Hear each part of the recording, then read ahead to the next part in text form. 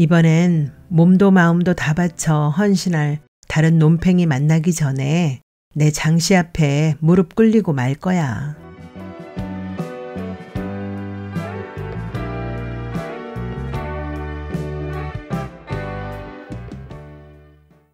그늘 바람꽃. 이혜경. 오늘도 소희는 보이지 않네. 소희가 시장 모퉁이 닭집 효임에게 다녀간 게 지난 토요일이니까 오늘이 목요일. 벌써 닷새째야. 소희가 결코 뚱뚱하지 않다는 걸 효임이 증명한 뒤에 소희가 효임네 가게에서 먹어치운 닭만 해도 계란으로 치면 서너 판은 될 거야. 효임이 단골을 확보하기 위해 소희의 날씬함을 증명한 건 아니야. 그냥 그러고 싶어서였어. 160cm 키에 47kg 나가면서 자기가 너무 뚱뚱하다고 굳게 믿는 여자가 있을 때 굳이 거울을 찾아내 그 앞에 세우고 싶어하는 사람이 있다면 그게 바로 효임이야. 그 오지랖 안 잘라내면 평생 그 모양으로 살 거라고 평판이 난 효임이 시장 입구 도서 대여점의 우수 고객이라는 거 아직 말 안 했지? 그날도 효임은 의자에 앉아 계란 농장이며 분식집 등의 스티커가 덕지덕지한 벽면에 머리를 기대고 메디슨 카운티의 다리를 읽고 있었어. 글썽글썽. 코끝이 찡하게 메워지며 눈물이 비어져 나오려 할 때 효임은 우선 눈을 흡뜨고 몇 번 깜짝여 말리려 해보지. 그럴 때마다 눈에 띄는 건 누릿한 기름 냄새에 쩐 벽에 붙은 액자야. 너의 처음은 빈약하나 너의 나중은 창성하리라. 닭집을 개업할 때 누군가가 사다 준 액자. 7년째 같은 자리에서 임대료에 허덕이다가 문득 액자에 눈이 가면 어떤 땐 그 거창한 축원에게 조롱당하는 기분이 들기도 해. 20대 중반부터 음습한 시장에서 보낸 7년은 저런 말로 조롱당할 만큼 만만한 건 아니야. 튀김 기름에 동동 뜬 부스러기를 거름망으로 걷어내거나 속이 톡 뺀 양배추를 송송 채 썰던 효임이 낯선 눈으로 가게를 둘러볼 때가 있어.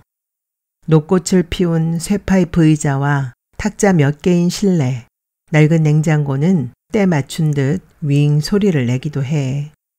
그 소리가 이어지다 한순간 끊어져 정적에 잠길 때 효임은 죽음의 성큼 다가선 느낌을 받아. 유리문 한 겹 바깥에는 사람들이 서로 몸 부딪히며 오가고 시장 모퉁이 카세트 장수의 리어카에서는 경쾌한 리듬이 들려오는데 혼자 빠져든 정적, 얼마인지 모르게 갇혔던 그 정적에서 깨어나는 순간 온몸 쓸어내리는 한기. 그 한기를 털어내려 효임은 도서 대여점으로 가곤 하지. 여자는 끝내 남자를 혼자 보내는군. 제 인생을 한번 들었다가 결국 제자리에 놓고 마네. 하지만 전 같진 않겠지. 오래 한 곳에 박여 있던 돌을 들었을 때 그 바닥에 고여 더 짙어진 흑빛깔. 여자의 어딘가에 그런 빛깔이 고일 거야. 남자의 차가 멀어지는 걸 보면서 여자가 울고 눈꺼풀에 뚝을 범람한 효임의 눈물이 투둑 책장에 떨어졌어. 눈물방울에 갇힌 글자가 진해지더니 종이장이 얼룩지고 뒷면의 글씨가 은은히 배어나왔어. 소희가 들어선 건 바로 그때야. 눈물 어룽진 효임의 눈엔 소희가 무언가를 질질 끌고 오는 것으로 보였어. 효임은 무안해져 눈을 씩 훔치며 보았지. 그건 침묵이었어. 하룻밤 사이에 철든 아이들이 갇혀버리는 묵중함. 부탁인데 나 좀 안아줄래? 채 마르지 않은 소설 속의 눈물과 소희의 침묵 사이에 끼인 효임은 아주 느리게 몸을 일으켰어. 그 사람 부인이 다녀갔어. 나더러 쓸개 빠진 여자래. 그런다고 자기 남편이 가정을 포기할 줄 알았냐고. 내가 쓸개 빠진 년이긴 하지.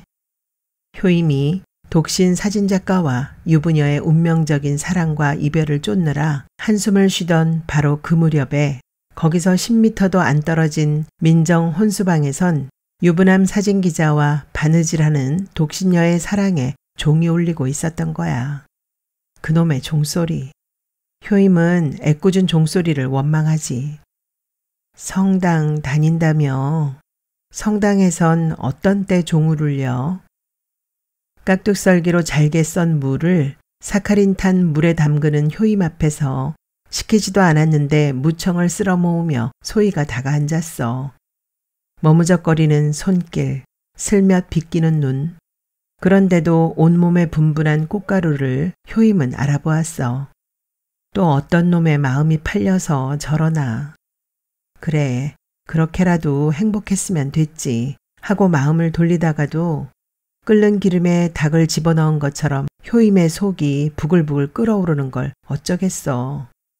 끓어오르는 속을 가까스로 말키면 꽃술 없이 꽃잎만 오롯한 꽃 한 송이가 떠오르곤 하지.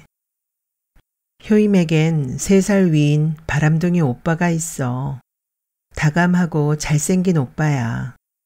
바람둥이의 진실은 자기가 만나는 모든 여자에게 만나는 동안에 최선을 다한다는 거야.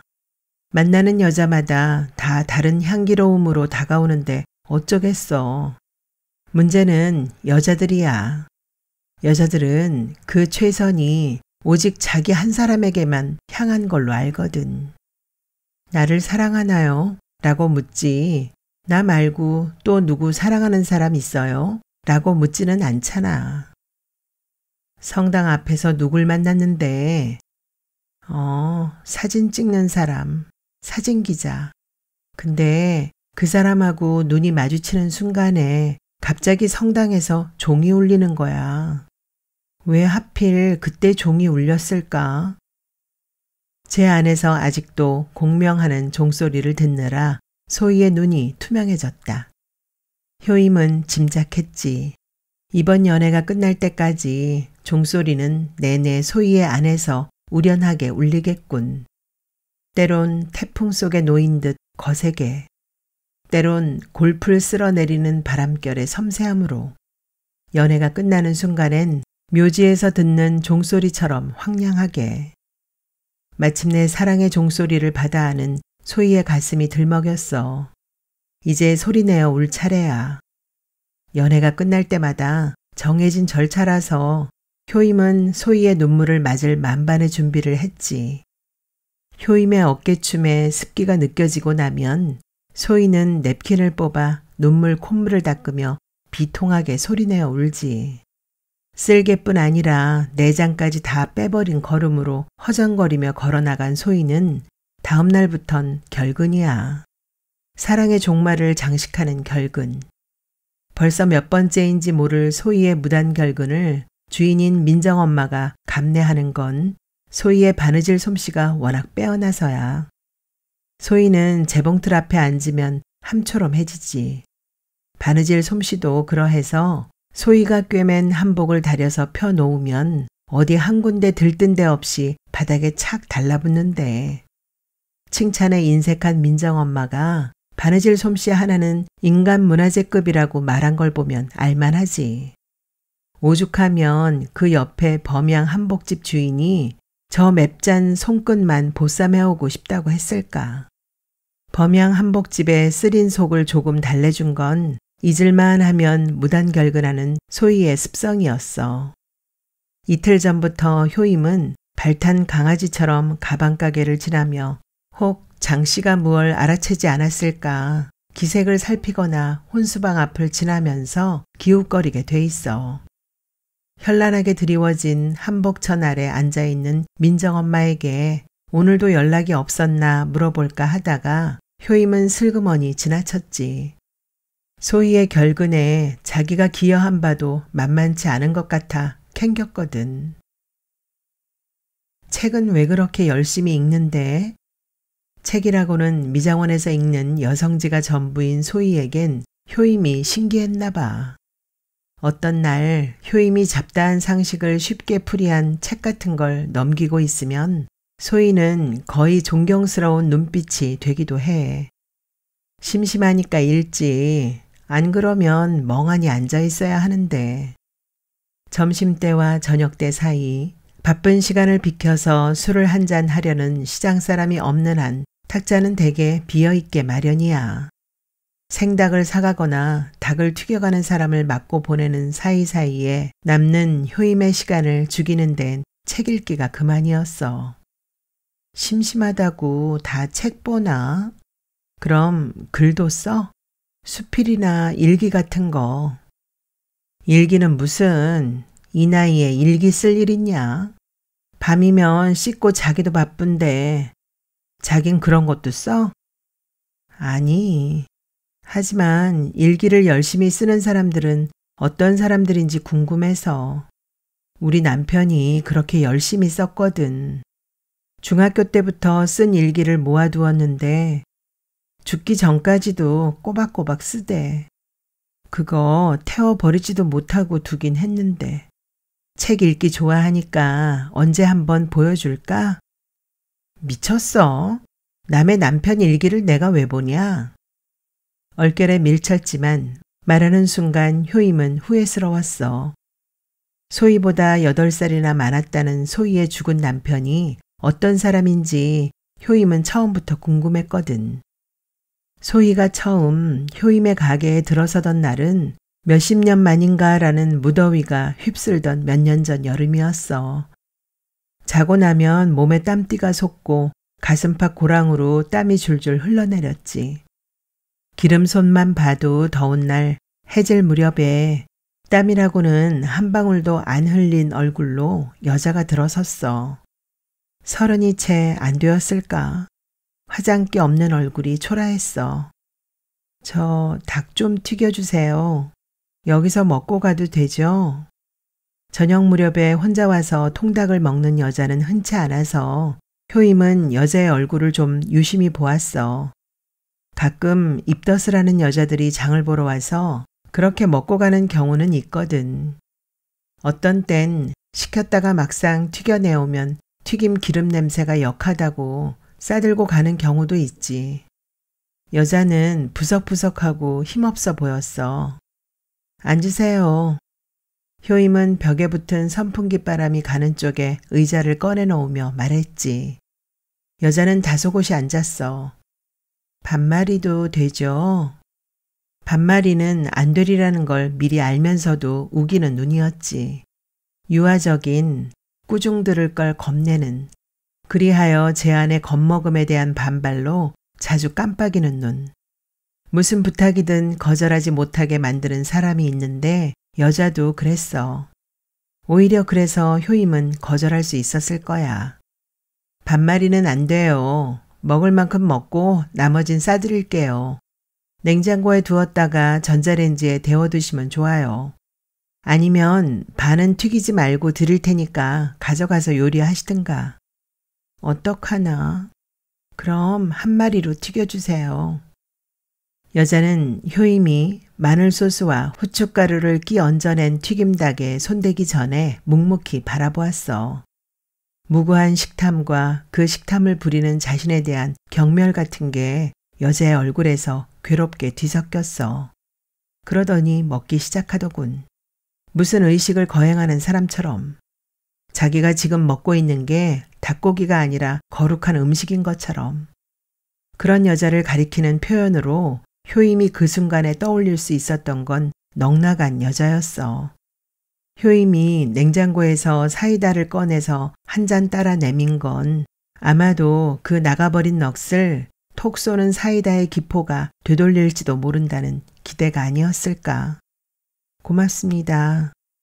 사이다는 효임이 기대한 효과를 거두었어. 사이다를 한 모금 들이켜고 입가를 냅킨으로 닦은 여자는 효임에게 흐릿하게 웃어 보이며 입을 뗐어. 그때쯤엔 여자는 알뜰히 발라낸 뼈를 접시 가장자리에 모아놓고 있었지.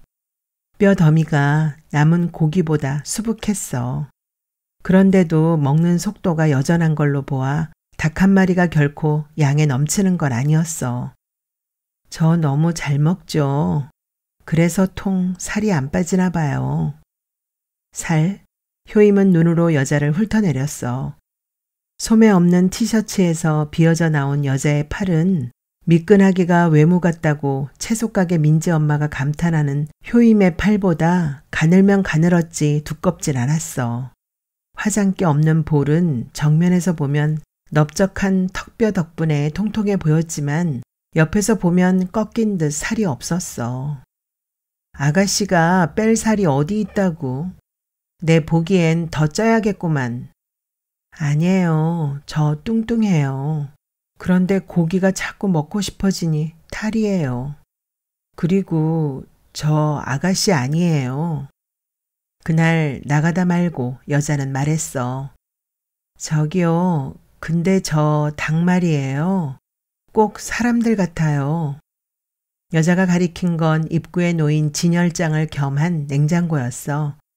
삼계탕 거리를 찾는 사람이 많아서 닭을 조금 많이 받은 효임은 닭을 모로 뉘어서 차곡차곡 쟁였거든. 털 벗겨 맑은 살빛에 오톨거리는 살갗, 접힌 채 끼워진 날개는 앞발을 보듬는 듯하고 포개진 다리는 앞사람 발에 얹은 발 같긴 했어. 닭은 고단한 하루를 넘기고 단칸방에 끼어 자는 식구들 같았지. 천연스럽게. 잘린 목에서 긴 한숨이라도 한번 내끼얹고 몸을 뉘인 식구. 여자가 간 뒤 진열장을 바라보던 효임은 문득 깨달았어. 홀로 된 여자로구나. 효임이 여자의 뒷모습을 쫓았을 때 여자는 민정 혼수방으로 들어가고 있었어. 저처럼 혼자 와서 닭 한 마리 다 먹는 여자 없죠? 난 왜 이러는지 몰라요. 다음번에 왔을 때도 여자는 자기가 잘 먹는다는 사실에 혐오를 느끼는 얼굴이었어. 그래도 여자는 먹는 틈틈이 자기가 민정 혼수방에 새로운 바느질 하는 사람이라는 것, 효임보다 2살 아래라는 걸 효임에게 알게 해주었지. 여자가 4번째 들르던 날 효임은 여자에게 물컵과 함께 종이를 들이밀었어. 낡은 여성지에서 떼어낸 표준 체중표. 다들 모이를 쪼아 먹느라 정신없는데 혼자 시궁창 쪽으로 아기작거리며 다가가는 병아리 한 마리의 눈못대는 어미닭의 마음 같은 거였어. 효임이 거스름돈을 찾는 동안 문간에 걸린 거울을 보던 여자. 소희는 돈을 건네받으며 입을 열었어. 그래요. 어쩌면 전 뚱뚱하지 않은지도 모르겠어요. 그래요. 어쩌면 날씬한 축에 들지도 몰라요. 그래도 그러면 뭐해요. 전 안 그런 것 같은데. 도대체 새댁 보고 누가 뚱뚱하다고 그랬어요? 남편이요. 저 새댁도 아니에요. 우리 남편 죽었어요. 저처럼 밥만 축내는 여자 만나서 고생만 하다 갔어요. 그 남편이 남긴 일기를 효임이 보게 된 건 시장 상조회의 야유의 날이었어. 소희가 수줍어하면서 만남을 부르고 장씨가 그런 소희를 장마 직전에 혼몽한 열기를 담은 눈으로 바라보던 날, 야유회가 끝나자 장씨는 2차를 제의했어. 소희는 몸을 뺐지만 장씨의 눈이 내내 소희 언저리에서 벗어나지 못하는 걸 본 효임이 붙잡았어. 이소희 씬 그 좋은 목청으로 혼자 늙을 거라 얘.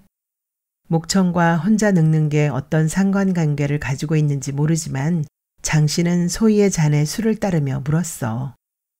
아마 저녁 무렵에 공원에서 남자에게 노래를 들려주는 여자, 또는 아기를 업고 짐짓 고즈넉한 목소리로 자장가를 부르는 여자를 연상했나 봐. 아내가 암으로 숨지기까지 병석에서 보인 장씨의 정성이 시장 안에 파다할 정도로 장씨는 순정파였으니까. 오죽하면 민재 엄마가 장담했을까. 저 사람 담비 엄마 가고 나면 떼장에 풀도 마르기 전에 재혼할 거라. 저리 정이 많은 사람이 혼자 우에 살겠노. 혼자 3년만 넘기면 내 손가락에 장을 지진다. 민재 엄마의 손가락을 위기에 빠뜨린 줄도 모르고 3년을 넘긴 장씨가 언제부터 소희를 운명이라고 느꼈는지 모르겠어. 혼자 늙긴요. 데려가 주겠다는 남자 있으면 가야죠. 어떤 남성형을 좋아하시는데요? 어떤 형이라면 사장님이 그런 사람 데려다 주실래요? 당돌한 말투였어. 빛을 헤집을 듯 당돌한 소희의 말투가 낯설어 효임은 은근히 당황했는데 그럴수록 장 씨는 쩔쩔맸지. 그날 연거푸 잔을 들이켠 소희는 몸을 가누기가 힘들 정도로 취했어. 소희가 새들어 사는 집은 큰 길에서 조금 들어간 골목에 있었어. 본체에 덧들인 방, 화장실은 방 안쪽에 붙어 있었어. 소희는 변기를 끌어안고 어깨를 움츠리며 토했어. 토하고 나서 누웠다가 다시 토하고. 소희는 늘어지게 말했어. 나 이래봬도 남편 잡아먹은 년이라고. 저 화장대 아래 좀 열어볼래? 글쎄 열어보라니까. 소희는 손을 허우적거렸어. 달라붙는 낙지를 떼어내는 것처럼 힘겨운 손짓이 술 기운 때문이라는 걸 알면서도 왠지 효임은 문을 열기가 꺼려졌어. 소희의 화장대는 너저분했어. 제대로 닫히지 않은 크림통 뚜껑을 닫고 나서 효임은 화장대 아래 문을 당겼어. 돌돌 뭉쳐진 머리수건, 헤어드라이 따위를 헤치자 뚜껑 없는 내입곽 안에 담긴 공책이 보였지. 이거? 효임이 물으려고 돌아보니 소희는 이미 골아떨어져 있었어. 효임은 맨 위에 놓인 비닐 커버가 덮인 공책을 펼쳤어. 35살부터 75살까지 1년 번호 숫자가 씌어 있고 그 해에 달성한 목표들이 적혀 있었어. 35세의 가장 큰 과제는 넓은 아파트로 이사하는 거였고 40세엔 부장이 되는 거였어. 참 단정한 글씨였지. 펜 습자 공책에 연습한 글씨를 보는 것 같았어. 그 글씨의 주인공은 인생도 그렇게 자로잰 듯이 살려 했던 것처럼 보였어. 남의 남편, 그것도 죽은 사람의 일기를 읽는다는 석연치 않음을 호기심으로 억누르며 효임은 넘겨갔어. 오늘 소희를 때렸다. 친구들과의 모임에서 소희가 나섰다. 번번이 타일렀는데 납죽납죽 술잔을 받아 마시더니 집에 돌아와서 지적했더니 말대꾸했다. 나도 모르게 때렸다. 지금은 밤, 소희는 내 곁에서 오그리고 잠들어 있다. 소희는 모를 것이다. 저를 때리는 내 손길이 사랑이었음을. 제 행동을 단정하게 단련시켜 저를 빛나게 하려는 것임을. 동네 여자들과의 쓸데없는 수다에서 얻을 수 있는 게 무엇이겠는가. 그 시간에 내가 사다 준 책으로 교양을 쌓을 생각은 안 하고. 오늘 돌아와서 확인해 보니 겨우 2페이지 읽고 말았다. 홧김에 책을 내던졌다. 사소한 일에서의 불성실이 나를 화나게 한다. 내 앞에서 발을 뻗고 앉는 버릇을 소희는 아직도 못 고치고 있다. 텔레비전 보면서 눕는 버릇은 고쳐졌지만 아내로서의 예의를 다해야 사랑받을 수 있다는 걸 언제 깨달을 것인지. 첫 권의 절반쯤 읽던 효임은 머리가 지끈거리고 가슴이 두근거려서 내 곽을 밀어넣고 누웠어. 땅바닥에 등이 닿는 순간 효임의 입이 저절로 뱉어낸 말은 썩을 놈이었어. 욕을 잘 못하는 효임으로선 한껏 생각해낸 욕이지만 가만히 생각해보니 욕도 못 되는 것이 욕먹을 사람은 이미 땅속에서 썩고 있더군. 무언가 좀 더 극렬한 욕을 생각해내려다 제풀에 지친 효임은 잠든 소희의 등을 가만히 쓸어보았어. 머리만 화장대에 놓인 일기장이 소희의 꿈자리를 밟는지 소희는 이따금 허우적거렸어. 썩을 인간. 그래서 소희가 그렇게 주눅이 들어 있었구먼. 한 사람에게 콜타르처럼 끈적이며 퍼부어지는 말의 폭력. 소희의 천진성은 남편의 일기에서는 미숙함이 되었고 남에게 베풀고 싶어하는 마음은 무분별이 되었으며 소희에게 다정한 이웃 여자들은 다 생각이라고는 하나도 없는 여편네들이 되었어. 그날 밤 효임은 결심했어. 죽은 남편의 제단 앞에 납작 엎드린 소희를 일으켜 걷게 하겠노라고. 자기 피부가 원래 그렇게 고왔어? 어쩜 그렇게 화나니? 입술에다 연분홍 립스틱만 바르면 끝나겠다. 가게 안으로 들어서는 소희를 보며 효임은 탄성을 내질렀어. 사람을 앞에 두고 요란스럽게 칭찬하는 건 효임에겐 제 낯이 먼저 붉어지는 일이었지만 효임은 속에서 치받는 메스꺼림을 꿀꺽 삼켰지. 당분간 지침서로 택한 자신감이 인생을 좌우한다는 요지의 책을 슬며시 덮어 냅킨을 놓은 선반 위에 치우면서 효임은 자신에게 말대꾸했어. 소희가 고운 건 사실이잖아. 그 책에 나온 칭찬은 자신감을 북돋아준다 라는 항목의 실천에 소희는 윗몸을 뒤트는 수줍음으로 대답했어. 저렇게 천진하고 예쁜 사람을. 안 하던 짓을 하느라 속으로 머쓱해 있던 효임은 용기 백배했어. 구역질나는 일기장을 태우게 만들겠다고 결심한 다음부터 효임은 소희에게 지나가는 말투로 남편이란 작자에 대해서 물었어.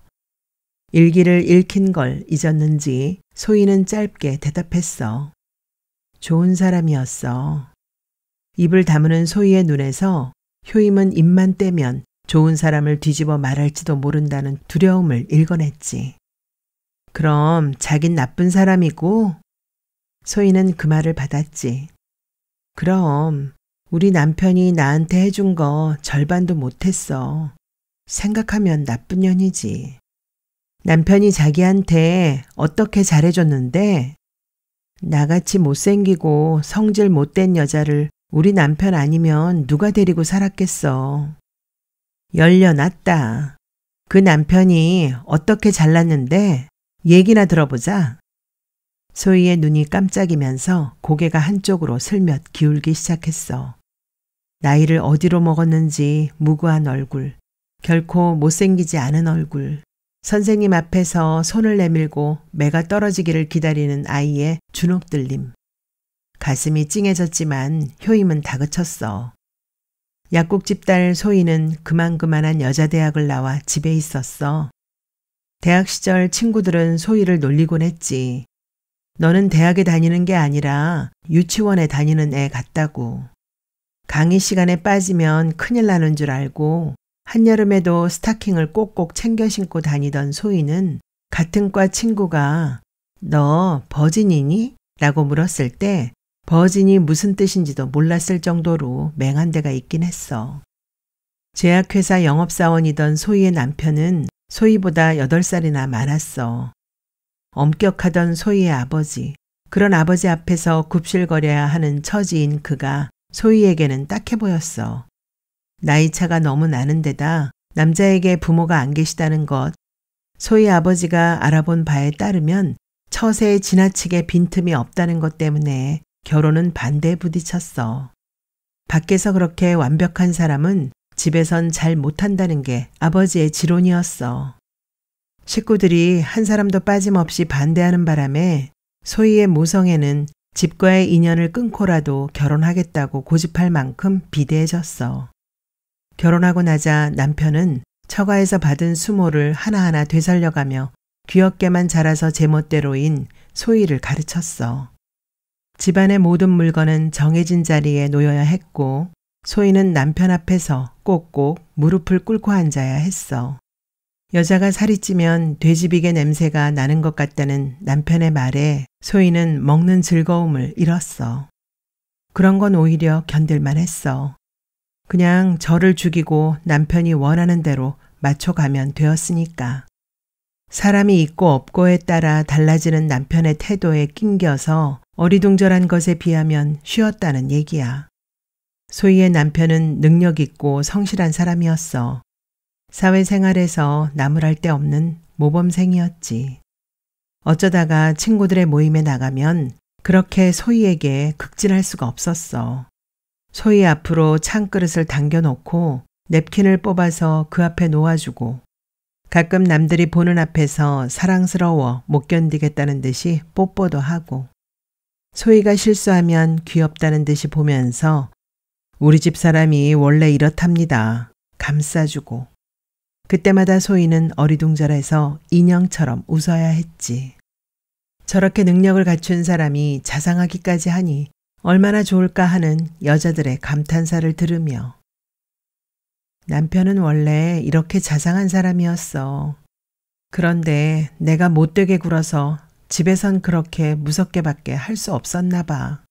난 왜 그럴까? 여자들의 찬탄 앞에서 비타민이 많다는 설명을 곁들여 남편이 입에 대어주는 키위 조각을 받아 삼키며 소희는 반성했지. 키위는 신물처럼 입안에 시큼한 맛을 남겼어. 모임이 파하고 집으로 올 때면 남편은 딱딱하게 굳은 얼굴로 말했어. 그렇게 천박하게 웃지 않을 수 없냐고.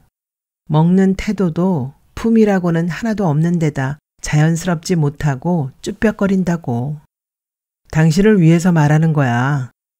딱딱한 남편의 목소리에 소희는 주눅 들었어. 그러고 나서 소희는 자신을 죽여갔지. 립스틱 하나도 제가 좋아하는 색을 살 수 없었어. 지가 좋아하는 연분홍을 집어들었다가도 당신은 여전히 그런 천박한 색깔을 좋아하는군 하는 남편의 목소리가 귓전에 들려서 힘없이 놓아두고 사람들에게 말을 걸려다가도 문득 왜 그렇게 나서느냐고 책잡을 남편이 보여서 입을 꾹 다물고 있었지. 퉁퉁 부어오른 배로 병원에 있으면서도 남편은 날 걱정했어. 못 살 것 같았어.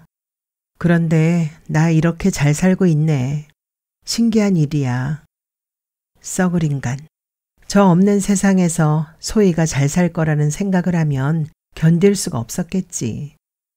사과를 깎으며 듣던 효임은 자기가 껍질을 칼로 지며대고 있는 걸 발견했어.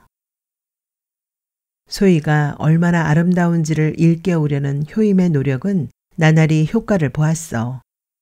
멀쩡한 제 눈 놔두고 남편의 눈으로 자기를 본 소희였으니 효임의 눈으로 자기를 보는 것도 더 쉬웠을 밖에.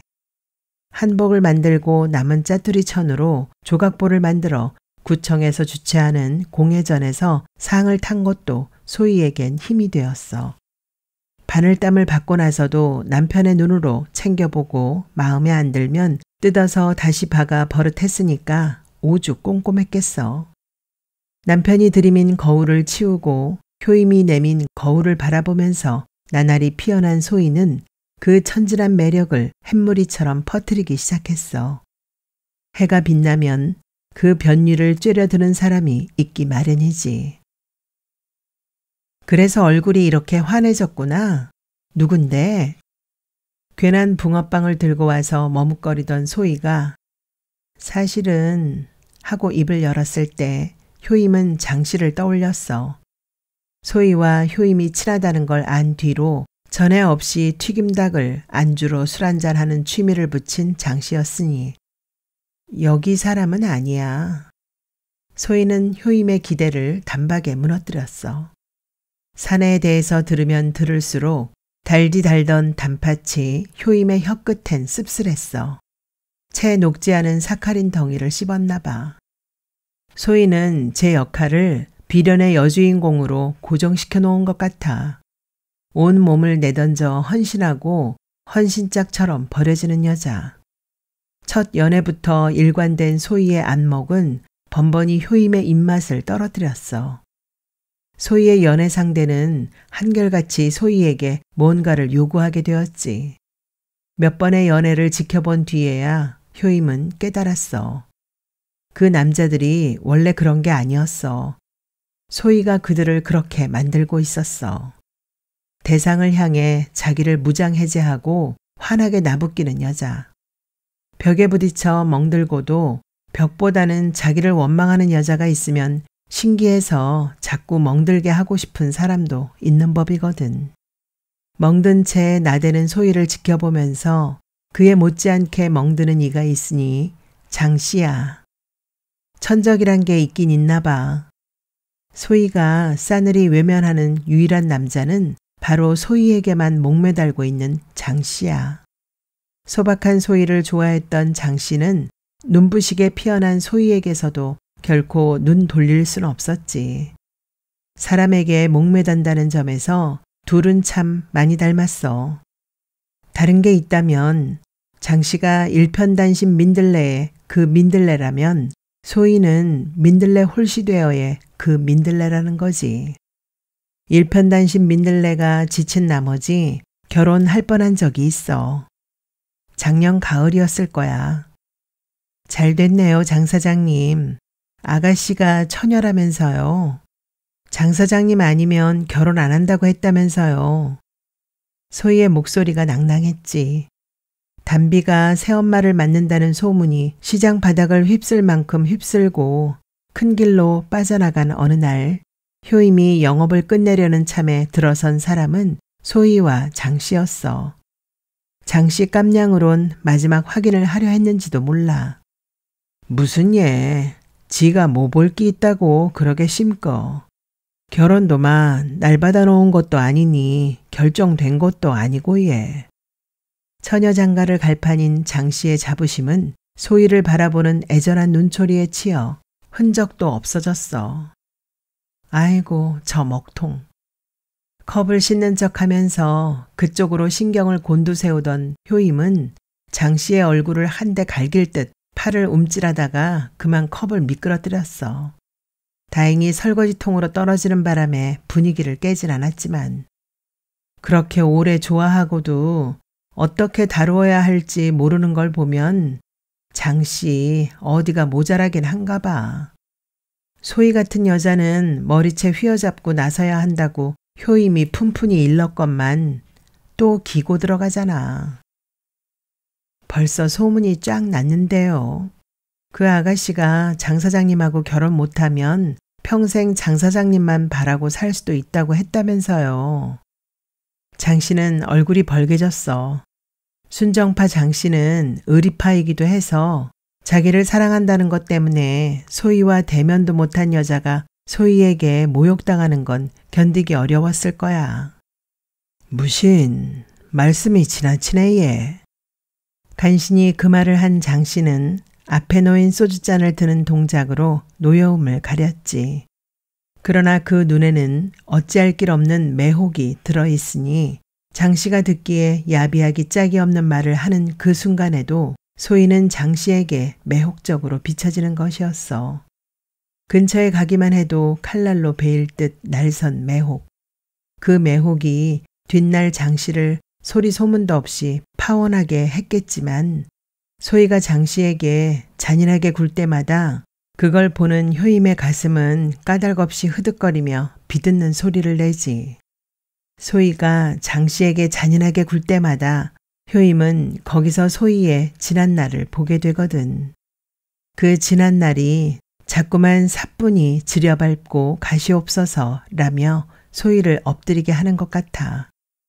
사진 기자라는 그 남자, 소희를 차버리는데 저는 쏙 빠지고 지 아내를 소희가 일하는 데까지 등장시킨 걸 보면 여태까지 소희가 만난 다른 남자와 다를 바가 없는 것 같은데 후유증이 왜 이리 오래가지? 소희 말로는 아내가 눈치채고 나선 거라지만 효임이 보기엔 그 작자도 몸 뺄 준비를 하고 있었던 게 틀림없어. 저거 읽어봤어? 요즘 광고에 많이 나오잖아. 병에 걸려 죽어가는 아버지 이야기가 나오는 소설. 저기 두 번째 칸 맨 오른쪽에 꽂힌 책. 그래 그거. 새로 나온 건데 효임 씨야 워낙 빨리 읽으니까. 이슬이 엄마는 빨리 반납해야 한다는 걸 그렇게 말하곤 하지. 책을 싼 비닐 커버가 투명한 새 책이야. 아무려나. 효임은 권하는 대로 집어들고 나오지. 어차피 가게 안에 있기가 심란해서 나온 길이니 효임은 괜히 시장 안을 빙빙 돌았어. 궁룡을 이룬 비닐 천장은 저만큼 높고 아크릴 등을 켠 간판들과 정육점의 창백한 보랏빛 등불이 저만큼 겹쳐지고 낯익은 풍경이 성큼 뒤로 물러서. 그럴 때 효임은 시간을 성큼 거슬러 올라가 어린 시절의 시장 풍경 속으로 뛰어들기도 해. 너 밖에서 누가 부른다. 만화가게 아저씨가 어깨를 툭 치는 바람에 공주를 구하는 기사가 되어 성벽을 타넘던 효임은 덜컹 떨어져 내렸어. 효임은 어릿어릿한 시선을 되도록 천천히 움직여 밖을 내다보지. 구슬을 꿰n 발로 가려진 가게 입구, 발 사이로 흐릿한 윤곽이 보이고 그 아래 무릎이 미어져 나온 골덴 바지가 낯익어. 3살 위인 오빠야. 효임을 밖으로 끌어낸 오빠는 밤이면 유리문에 덧대는 함성문 짝들을 세워놓은 곳으로 몇 발짝 앞서가지. 효임은 동전을 꺼내 오빠의 손에 올려놓아. 짤랑.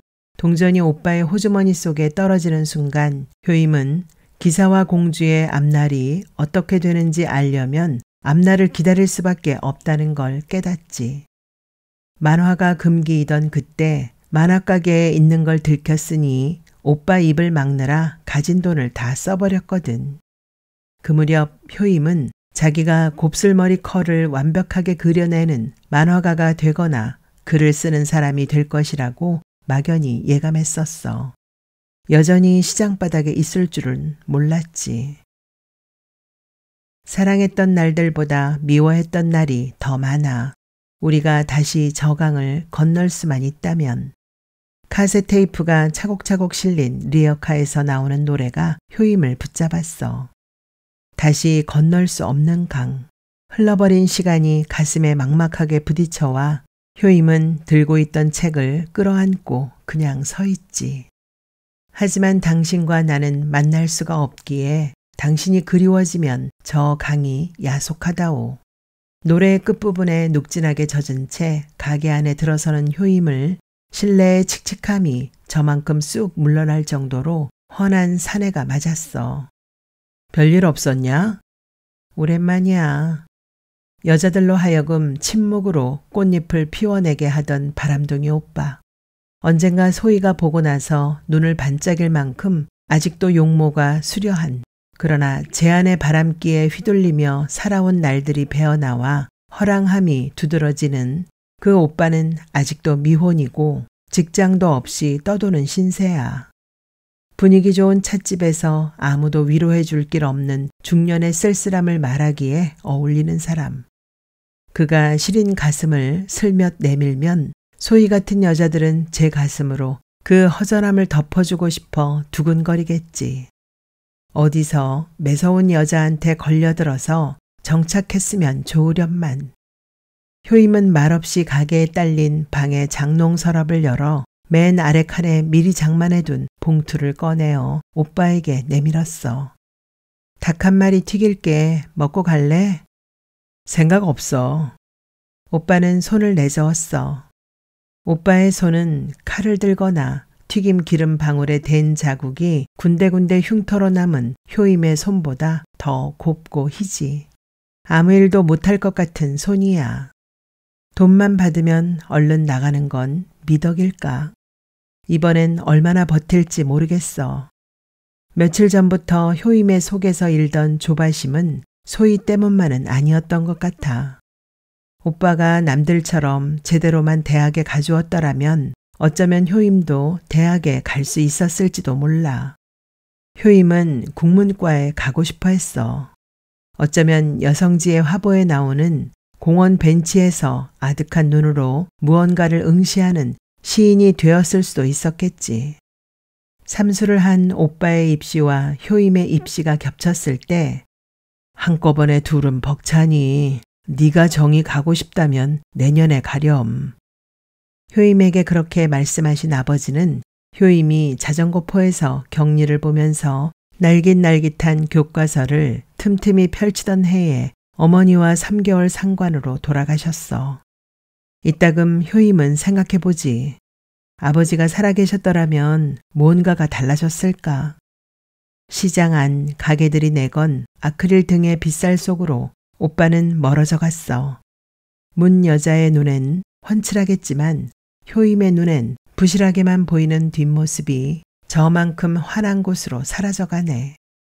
어린 시절 만화가게에서 효임의 동전을 받아가던 그때로부터 얼마나 긴 시간을 흘러온 것인지.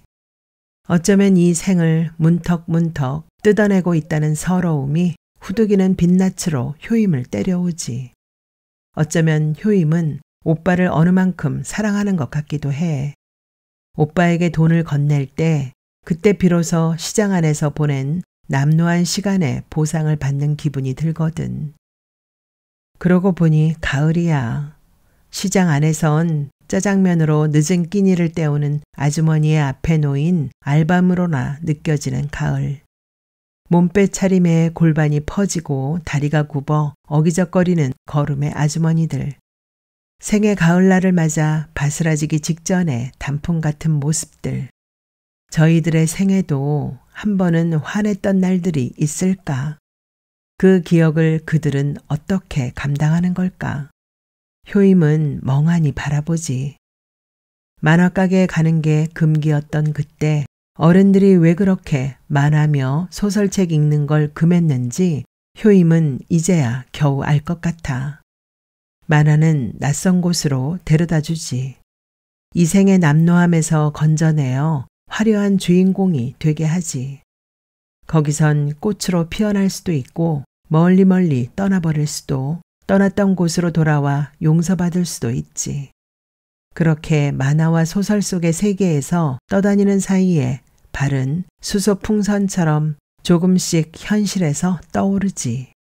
그래서 그렇게 말리셨던 게야. 하지만 어른들이 몰랐던 게 있으니 어디선가 커다란 손이 불쑥 나타나 여기서 건네줄지도 모른다는 허무맹랑한 믿음마저 없으면 삭막해서 어찌 살까. 소희가 끝이 빤한 연애에 텀벙텀벙 빠져드는 것도 그래서일 거야. 소희는 물가에 내놓은 어린애 같지만 물가에 내놓은 애가 다 빠져 죽는 건 아니잖아. 빠졌다가도 허우적 할 수 없는 힘으로 저 혼자 헤쳐나오기도 하고 아슬하게 기웃동거리면서도 끝내 빠지지 않는 애들이 더 많아. 그러니까 시장 안에 이렇게 많은 사람들이 북적이며 사는 거겠지. 가만, 장씨가 가다 말고 왜 저렇게 말뚝처럼 서 있지? 저런, 드디어 나타나시는군. 아이고, 저 왼수. 다 저녁 때 아예 꽃으로 피어났군. 저 환한 분홍빛 옷이라니. 비극은 끝나고 이젠 사랑의 예감에 부푼 여인으로 태어났다 이거지. 저 말갛게 씻긴 얼굴을 보면 장씨의 일편단심도 이해가 가. 아마도 무너진 사랑탑이라는 노래나 목청껏 불러 제끼거나 그 남자가 찍어주었다는 사진 속의 저를 부여안고 글썽이느라 식음을 전폐하다가 점심때쯤 겨우 몸을 일으켜 목욕탕에 다녀왔을 거야. 분명히 혼수방에 얼굴만 비치고 이쪽으로 올 텐데. 그러고 보니 튀김기름에 불부터 올려야겠네. 토실한 통닭이라도 한 마리 먹여야 저 반쪽이 된 얼굴을 어떻게 해보지. 이번엔 몸도 마음도 다 바쳐 헌신할 다른 논팽이 만나기 전에 내 장씨 앞에 무릎 꿇리고 말 거야. 그동안 읽은 어떤 책보다 감동적인 장면을 그려내고 말 거야.